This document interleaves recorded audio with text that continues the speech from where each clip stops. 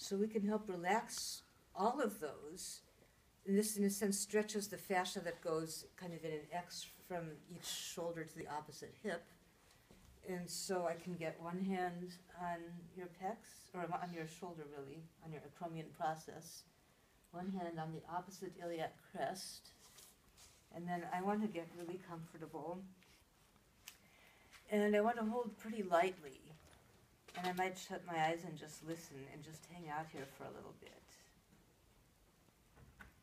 And again, there are thoughts that I'm thinking at them. I'm visualizing them spreading outward and down toward the table. And slowly that's what they're actually doing. And now they're stopping. Sometimes one will go before the other, the shoulder and not the hip, or the hip and not the shoulder. There goes the hip. I can feel it. Okay. And so that's fine, and I'm paying attention to it, but now I'm going to kind of hold that where it is, maybe shift my weight a little bit and think more about seeing if now the shoulder is willing to follow its example. There we go.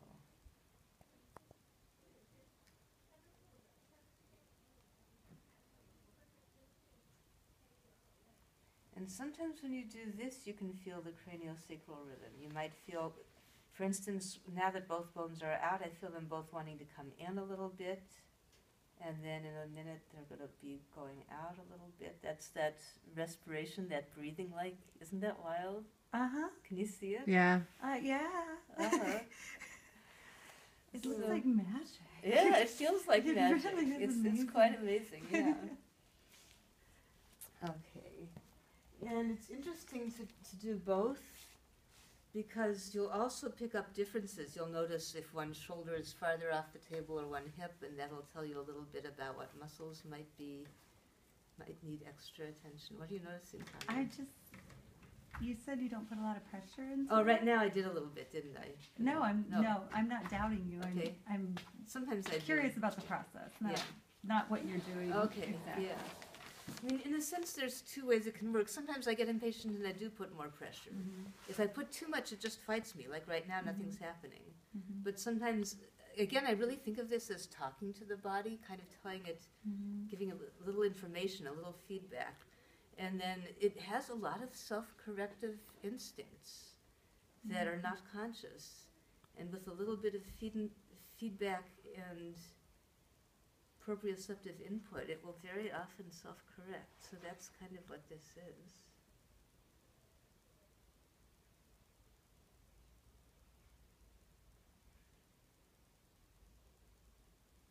And it may not go back in a straight line. The left shoulder moved around a little on its way to settling back, so that's a little unwinding there.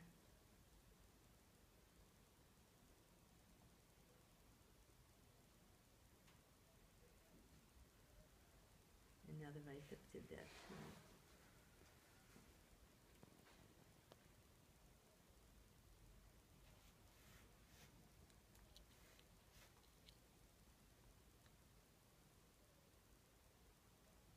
So there the cranial rhythm pushed me forward a little bit. I just let it do that. I didn't fight it, and now I'm going to take advantage as it goes out to see if I can push it farther out.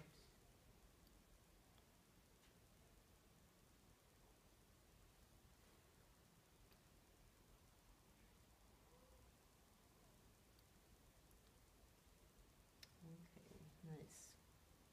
Okay.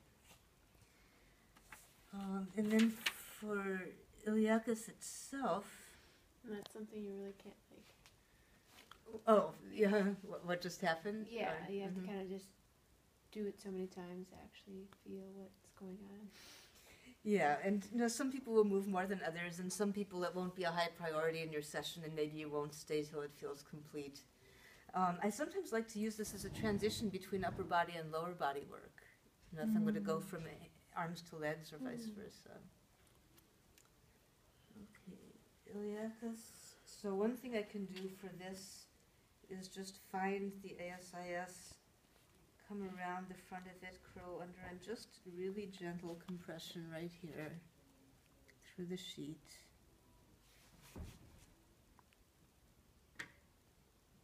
And I could try to use more of my whole body. I haven't been doing this one very long, so I'm still a little tense with it. So you're using circular motions? I'm playing just with, rocking? I'm just trying different things and seeing what feels like it's sinking in and feeling and working. Do you have a preference among the different feelings? I think the rocking motion, Feels the best, yes, like this? yes. Okay. And then you can, let's see. In Twina, we learned yesterday that you can move the leg in and then out. And as you move, Kind of like this? right, and then the once you've got it out, while you're pressing in, you can get in farther. That's what we learned yesterday, or 2 days ago. Uh-huh. Rocking. I love when things like that coincide. Yeah. So, oh, that would make sense, because when it's in, that's the direction the muscle contracts and pulls it in. When it's out, you open it, yeah. Mm-hmm. Okay. And then sometimes let's see, I'm thinking about how I get to that if I want to muscle strip it. Depending if they have underwear on, sometimes I can drape this high enough, like that. Let's say I have that underneath, and go in like this. I'll come around and show you on that side too. Or I have sometimes, with permission, explaining what I'm doing, also just pulled the sheet back a little bit, so I could just get right there. And then it's easier if you stand this way, and you can kind of strip it this way. And just doing that gently, even though it's just one edge of the iliacus, will sometimes tuck the whole thing into... Would that also be good if somebody has piriformis? A tight piriformis or anything? Just the stripping here? Yeah, I'm wondering. That's an interesting question. I don't see a direct way, but there might be an indirect way. I remember noticing, I'll find a picture in our book as we break. I think it's that picture that shows the psoas from the side where you really see how it Yeah. kind of curves. And I think that same picture shows you the piriformis from the back, and there is kind of a relationship between them. They're kind of getting partly the same joint from in front and in back, and they both do external rotation. So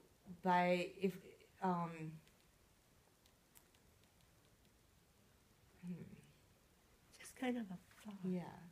Well, psoas and piriformis do. I don't think iliacus does external rotation. I think it does internal rotation. So I'm not seeing it right off, but there might be. If you had that instinct, there might be something there. It's certainly something you can play with and report back. So what I did for draping is either tuck the sheet very high, like maybe I do this when I'm working the legs, and I tuck the sheet very high. And then if they don't have underwear, I can come up here. Here's the ASIS, and so I'm coming just inside it and just stripping the outer fibers. Or, with permission, I can just move this back a little bit to just get in here and do it like this. And then what I was doing before through the sheet, which I do more often because I don't have to do anything special draping-wise, was just sinking my fingers, see, just over the edge of the bone here. Sorry. And it might be easier to see from, I don't know, whichever side it's easier to see from. And it was the rocking that felt best. Yes. So just working to relax that. And I could play with this. That was a really interesting thing to add. In fact, you can almost get a little bit of a pin and stretch effect with that. It's interesting. My iliacus tickles just watching that. Really good question. Okay,